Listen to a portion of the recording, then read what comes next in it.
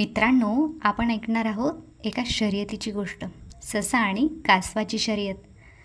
एका जंगलातून ससा उड्या मारत चाललेला असताना त्याला समोरून कासव येताना दिसतं. तो कासवाला म्हणतो, काय रे, एवढं सावकाश चालतो, कसं पोहोचणार तू? कासव सावकाश म्हणतं, पोहोचेन मी हळूहळू. ससा म्हणतो, ठीक आहे, मग आपण एक शर्यतच लावूयात. कासव म्हणतं, हो ठीक आहे, लावूयात. उद्या टेकडीवर जाण्याची शर्यत करूया बरं का. दुसऱ्या दिवशी दोघंही शर्यतीसाठी एकत्र येतात आणि शर्यत सुरू करतात.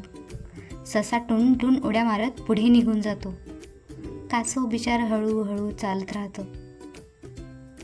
ससा पुढे जाऊन विचार करतो, कासव तर काही पोहोचत नाही, आपण मस्त इथं गाजर खाऊयात आणि विश्रांती घेऊयात. ससा गाजर खातो आणि निवांत झोपी जातो. तोपर्यंत कासव हळूहळू पुढे चालत राहतं. सशाला जाग येते तोपर्यंत वेळ निघून गेलेली असते. ससा धावत धावत टेकडीकडे जातो आणि बघतो तर काय, कासव आधीच तिथे असतं.